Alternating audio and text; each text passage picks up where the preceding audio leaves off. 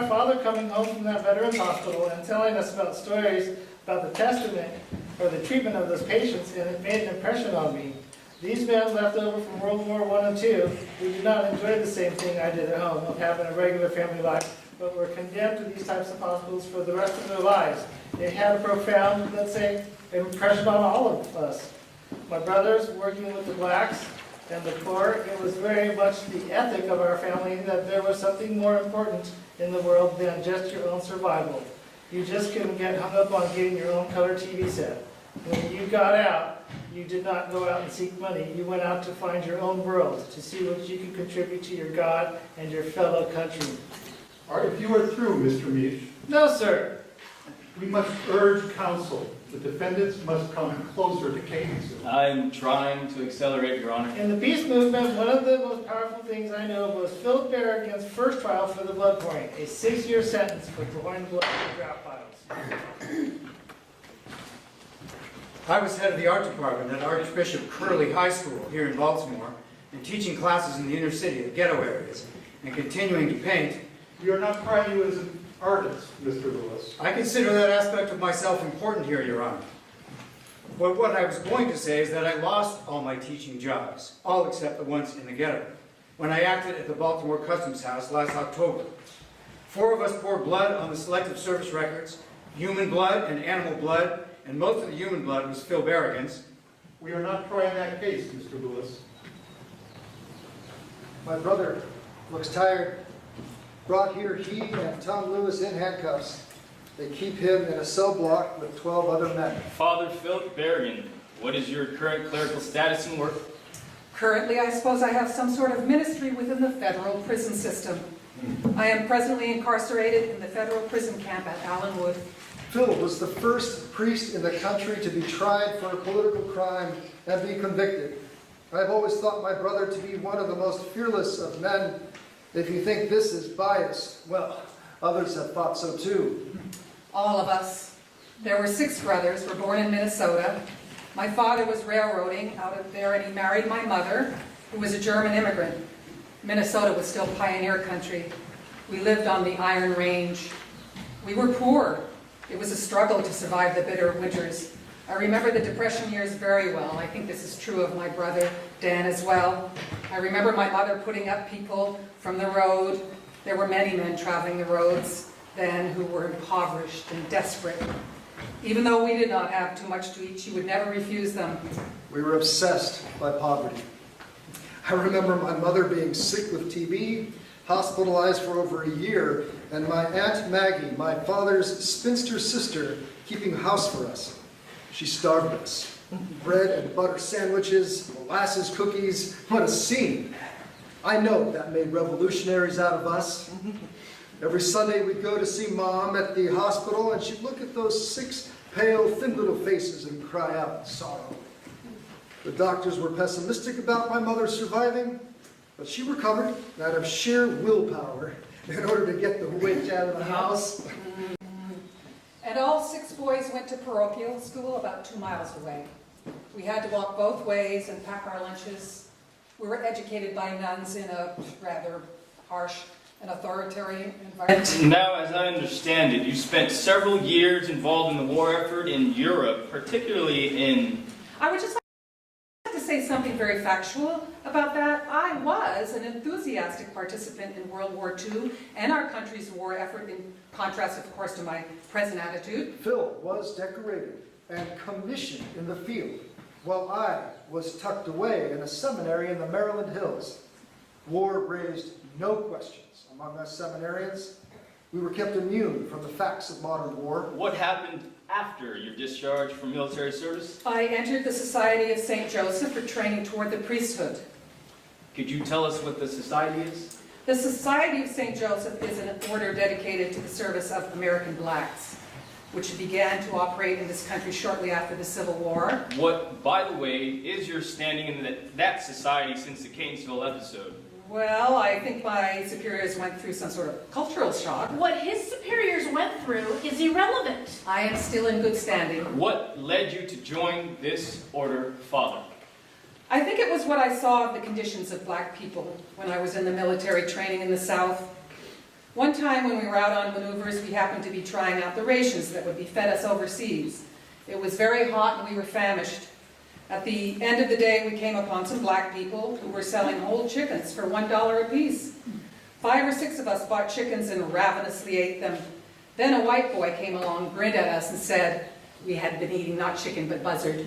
Your Honor, the defendant is not getting to the question and issue in this case. I tell that story to illustrate not only the poverty... Sometimes the issues are not as clearly defined as a prosecutor would wish. And background is only background. I think the issue can be proved more quickly. I am trying to say what it means to be black in this country. After ordination, I went to New Orleans to teach in a black high school. We also worked with the poor in the slums of New Orleans. We tried to provide a bridge between the black and white communities. We tried to attack racism at its roots. We tried to open minds up a bit. We are not trying the racial situation in the United States, nor are we trying the high moral character of this witness. Your Honor, I see that racial situation as leading me straight to the pouring of blood on draft records and... We are not hearing that case. And then on to Catonsville to bear witness first by blood and then by fire.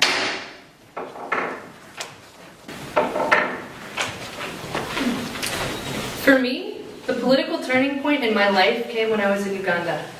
I was working as a nurse midwife with the White Sisters of Africa at Fort Portal, up near the Mountains of the Moon.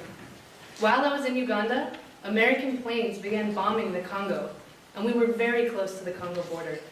The planes came over and bombed 2 villages in Uganda, supposedly by accident. But what were American planes, piloted by immigrant Cubans, doing bombing in the Congo anyway? As far as I knew, the United Nations was a peacekeeping force in the Congo. If you will excuse my language, Your Honor. This made me very interested in our foreign policy. And under what circumstances did you leave Uganda? A serious conflict finally developed between myself and the administrator of hospitals. I said I loved Fort Portal very much, and that I was seriously thinking about renewing my contract. But that there were several things I must object to. It was becoming obvious to me that the present setup of missions was largely irrelevant and not able to take part in the changes that were necessary in the African countries. I felt that the Africans should have more responsibility. Much of our role seemed to be to provide a white face in a black community. We are not trying the situation in Africa, Ms. Moylan. We have a specific charge. I was fired and asked to leave, but I stayed on in Uganda for a while to explain. I would suggest again we get to the issues to be determined and quicken the pace. Sometimes it cannot be quickened, ma'am. But we must try. Miss Moylan, would you relate your experience in Africa to what you found when you came back to the United States? Of all that happened to me in Africa, the instance which is most indelibly printed on my mind was the bombing by American planes. I came home to Washington, D.C., and had to deal with the scene there. The insanity and the brutality of cops and the type of life that was led by most of the citizens of that city, 70% black. Nobody believed that cops were ever brutal. All black people just happened to be lippy and they needed to get a slap in the face once in a while. And that was just a fact of life. I found it to be just like our politicians say. Our foreign policy is indeed a reflection of our domestic policy. I went down to Yucatan, down to Central America for the Alliance for Progress, going with the idea that the Latins would be waiting at the boat to greet me as I was an American. This is the naivety we have, I guess, until we arrive overseas. We are not only not welcome, we had bricks thrown at us. This confused me, but after I became involved, I started to understand why bricks were thrown at us. We were working in 2 countries where revolutions had taken place. I should not say revolutions, I should say coups d'etats, military overthrow of governments. 2 democratically elected governments were overthrown by the military with Pentagon support. Our programs were, let me give you an example of what was going on. There was a specific program called the American Institute for Free Labor Development. The idea was, it came out from the University of Chicago, but later on we realized it was a CIA front. We are not trying the CIA, Mr. Reed. At that point, I felt I could not go on in good conscience with this work because John F. Kennedy had said, We should not deal with military dictatorships. At the overthrow of democracy, we would stop all military support and all economic support. We would withdraw our people to force the leaders to return to democracy. Well, when I saw the opposite occur, I resigned. This reversal of things had the most impact on me in the Dominican Republic. We are not trying. That was such a tragedy as to be unbelievable. Mr. Misch, after you left the Alliance for Progress, what did you do? I came back to the United States, and in my trusty Chevy, I traveled 75,000 miles a year and a half. I went around this country and talked to university students, religious groups, business clubs, anybody that would listen. I spoke to 80 Catholic bishops alone. We are not trying the Catholic bishops of the United States. Buildings and give them to the poor. Your Honor, I do not want to keep standing up and objecting. But I'm telling you my background. It is irrelevant. It is not testimony. It is argument. It has nothing to do with testimony. What he's been saying, it's arguing the case. This is not the time or place for argument. Father Melville, what was it you saw in Guatemala that caused you to change your conception of your role as priest? When did you go there, by the way? I went to Guatemala in August of 1957. I was not there very long when I felt I was getting a little ahead of myself. The material circumstances of the people, I hesitate to use the word poverty. They were living in utter misery. So I thought perhaps instead of talking about the life to come and justice beyond, perhaps I could do a little to ameliorate their conditions on this earth, at the same time give a demonstration of what Christianity is all about. We were trying to find out our role as Christians. Was it to see to people's needs and get involved, or were we to say, well, this is just too difficult. It's too hard to know what to do. Do we stand back, or do we go in on the side of the people and say, what can I do to help? I put up the title of the church property so that a cooperative could get a loan. I got into trouble because I signed the loan myself without the permission of the bishops. There was simply no organization in this country that would help the people. I know you're bored by this. No one is bored by this. It is an extremely interesting story. However, we cannot try the last 10 years in Guatemala. Your Honor, I think you will find a very close relationship between the past experience of the defendants and their action at Catonsville. Perhaps I can just say that we were back in this country only 1 month when we participated at Catonsville. So what happened to us in Guatemala is, I feel, very relevant. Well, you are perfectly entitled to explain that. I just did not understand the connection. I've been living a very sheltered life in Guatemala City, teaching at the Mary Noel Hilton, as the rich ladies called it. These are the people that I was dealing with. Then I took a course in Christian social doctrine, and I went into the slum areas, and I began to understand what life in Guatemala was all about. The group of students I was working with chose the name Crater, and the reason they chose it is because they felt that our spirit should be like a volcano which erupts with love and humanity. And at the Crater, we began to work with peasants. But every time we asked for help for very simple projects, like setting up a cooperative or putting water in a village, we found that no money was available. American funds were simply not available. But American money was available for the purchase of new police cars for the secret police. And it came out that 2,000 new policemen were being trained by us in Guatemala. And the uniforms, the salaries, the food, the whole thing was being paid for by us. Under one government, land that belonged to the United Fruit Company was bought and distributed to peasants, but a later president, Castillo Armas, took the land from the peasants and gave it back to the United Fruit Company. Eisenhower later admitted our involvement. There were about 3,000 people who did not want to move off the land. They were killed or moved forcibly. We are not trying the United Fruit Company. Castillo Armas was later assassinated.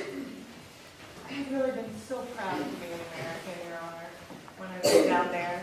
Maybe it was because I was born abroad, but I grew up to have a great love for my country. But in Guatemala, it really was a shock to me to realize my country was not exactly the great ideal that I had always pictured. It might sound silly, but I thought it was a little bit like a child's discovery that Santa Claus does not exist and that all these gifts are not from him. All that I had thought about my country, well, it was not as beautiful as I had expected. Our ambassador, our military attaché, our naval attaché, were all recently assassinated, I would think that the people in this country would begin to wonder. We are trying a specific charge. We just can't worry about Guatemala. 85% of the people in Guatemala live in misery. You don't live in misery. Perhaps this is why you don't worry about it. They live in misery because 2% of the population are determined to keep them that way. The United States government identifies its interests in Guatemala with the Guatemalan 2% who control the country. So if the peasant movement does not conduct itself according to their wishes, that is to say, if such a movement is not completely ineffective, they start screaming, "They are communists!" and begin executing these people. You mean to say the United States government is executing Guatemalans? Yes, Your Honor. Has the United States government sent troops to Guatemala? Yes, Your Honor. When? At the end of 1966 and January of 1967. And you say the United States is executing people there? Yes, it was reported even in Time magazine. Well, we are not trying the series of Guatemalan revolutions. We wanted to participate in the Guatemalan Revolution. Myself, Marjorie, who was still a nun at the time, John Hogan, and 5 others agreed to join the revolutionaries because we knew that it would not look good for the United States if an American priest or nun were killed in Guatemala by American Green Berets. We wanted to complicate things for the United States and Guatemala because we did not want to see slaughter there like in Vietnam.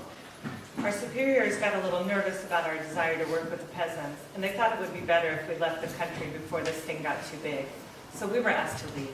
We were expelled, and Mr. Hogan. We need to get to the issue. I was going to say I hated to leave because I had gotten to love the people so very, very much. In December of 1967, we went to Mexico. Mexico! Trying to help the peasant and student leaders who had also been expelled. Their lives were in danger. We cannot. What was most terrible, Your Honor, was in the Dominican Republic. A man like Trujillo ran that country for 32 years. When someone dared to talk about social change or social reform, it would go into his house, take the head of the family out of the house, cut off his penis, put it in his mouth, cut off his arms and his legs, drop them in the doorway. I have to object. I am trying to be patient. I am trying to speak as a human being to the jury, who I hope are human beings also. Mr. Bates, we are not here to try the history of the world in the 19th century. But we are dealing with the history of the United States. From now on, I will allow only testimony that leads narrowly and directly to acts of civil disobedience at Catonsville. I'll try to say it clearly, Your Honor. 2 years ago, I was teaching high school for the first time. Many of the boys were facing imminent induction. I began to feel it was my duty to cry out. One of the things I did was to send back my own draft card to my board, but they gave me a clerical deferment and then drafted me as a Christian brother. I thought, well, good. I refused this and thus perhaps raise a cry. But only my friends knew about this, thus it was not a cry. Later on, I was prosecuted for this failure to report for induction, and a trial was set. But the government somewhat mysteriously, and I feel somewhat cowardly, dropped the charges just before the trial was to begin. I object to that characterization of the government. You claim to be a conscientious objector. I asked to be considered a specific objector to this war. At any rate, the charges were dropped. I was trying to make a cry, Your Honor. We are not trying the draft card case, Mr. Bruce. Mr. Darst, you have said elsewhere that draft files have no right to exist, and this justifies your burning them. Yes, ma'am. Do you believe that slum properties have no right to exist? Slum properties, I would say, have no right to exist. Would you symbolically burn down slum properties? How could I symbolically burn down slum properties? Mr. Lewis, you are an artist. We have said we are not trying him as an artist. Of course. On an artist, the visual impact of the war is immediate, Your Honor. Let me speak of an experience that has bearing on why I am here. Some years ago, I went to do some sketches at a civil rights demonstration here in Baltimore. They had just arrested some clergymen. You know, I had a feeling I should be where they were. I picketed for a while. It is a shocking thing walking a picket line for the first time, sensing the hostility of the people, the white people particularly, when we went to suburbia to demonstrate for open occupancy. We are not trying the issue of open occupancy. You I'm must. getting there, Your Honor. In Christianity, we are taught that all men are a human family. Yet I was not profoundly moved about Vietnam until my younger brother was there. The war helped educate me. A group of us began what we call the Interfaith Peace Mission in Baltimore. We began with a peace vigil. We prayed for peace. We followed this with a walk.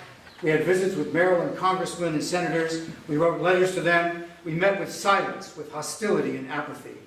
One of the vigils in Washington was at the home of Dean Rusk. Rusk said it was not his job to deal with moral matters. He said to the clergymen in the group that it was their responsibility to deal with the morality of the war. Well, we did not need his homilies. We had been doing that for years. So we turned toward the military. There was no response. They accepted no responsibility for the direction of the war. The responsibility was not theirs. They were just obeying orders. You said no response. You mean they did not do what you asked them to do, is that it? No response. We were standing there. We were speaking to them as Americans. We were proud to be Americans. Yet we have representatives in Vietnam who do terrible things in our name. We were saying to the military, this is wrong, this is immoral, this is illegal. And their response to this was, they were only obeying orders. But they did respond to you, did they not? It was an atrocious response. Out of all this, we came to our civil disobedience. We made a decision to protest. The protest would involve the pouring of blood. I have said we are not trying that case. We are trying to explain our act as Christians, Your Honor. Our act came from the Christian roots of protest. We took our own blood, Reverend Mengel, Dave Eberhardt, Tom Lewis, and myself.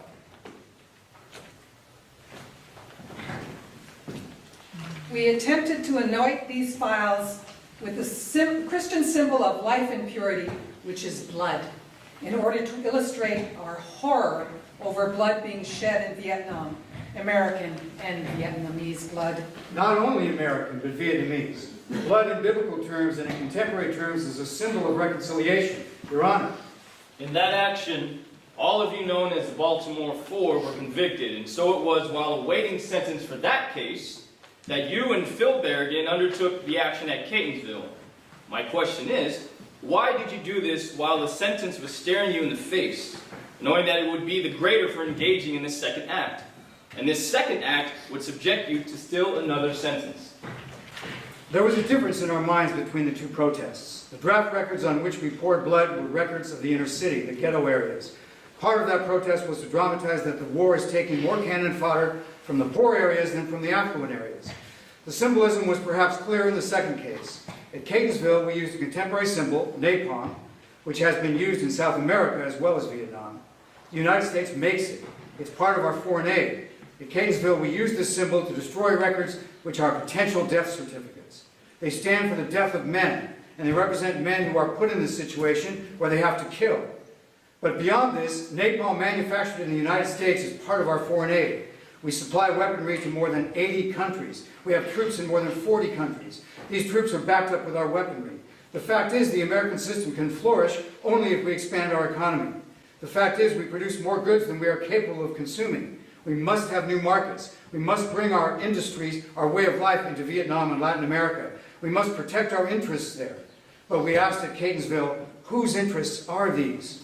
Who represents the interests of Vietnam? Did you consider that others might have a view about Vietnam that was contrary to yours? I don't mean any of them in prison. Yes or no? Were you aware that has been the question, the only question to all the defendants from the beginning? Were you aware that it was against the law to take records from the Selective Service and burn them? I wasn't concerned with the law. I wasn't even thinking about the law. I went in there with the intent of stopping what the files justified. The young men whose files we destroyed have not yet been drafted, may not be drafted, may not be sent to Vietnam for cannon fodder.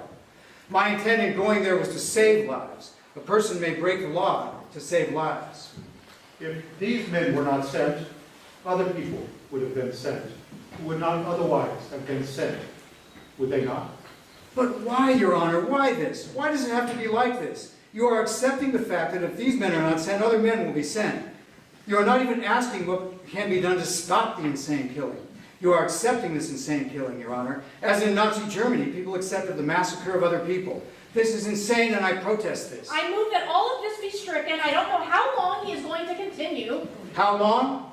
I have 6 years, Mr. Prosecutor. I have lots of time.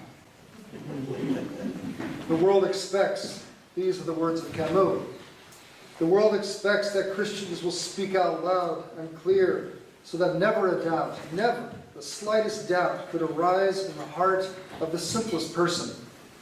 The world expects that Christians will get away from abstractions and confront the blood-stained face which history has taken on today. The grouping we need is a grouping of men and women resolved to speak up clearly and pay up personally. We'd like to tell you now how we came together for Catonsville. Tom Lewis was ready when Phil put the question to him, and George Mishi came in right after. Mr. Mish, couldn't you have done something less drastic about these problems and burning draft files? Why did you feel compelled to act at Catonsville? I have a strong feeling about what happened in Germany in the last war. I mentioned that my father was from Germany. The United States in 1945 supported the Nuremberg trials. I thought that was the finest precedent this country ever set. I said, good, you are right. Every German citizen has a responsibility to stop Hitler. If that was true then, and I thought it was, then it should also be true that this is expected of me now as a Christian, and also expected of our Jewish brothers, to stop the atrocity of war in Vietnam. Counsel? Yes, the question is, couldn't you have done something less drastic, like picketing or writing to your congressman and so on? Well, first of all, I have done all of those things. I've been doing those things for years. I felt that the crisis needed something drastic. Something needed to happen. People needed to see. There's a higher law we are commanded to obey, and it takes precedence over human laws. My intent was to follow my higher law. My intent was to save lives, to stop the madness. That was my intent in going to Catonsville. My intent was, what I'm trying to say is my intent was to say that the style of one's actions must coincide with the style of his life. And that's all.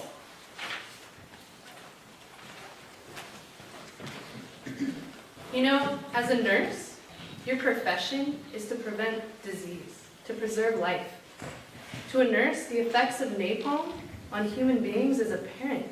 Think of children and women bombed by napalm.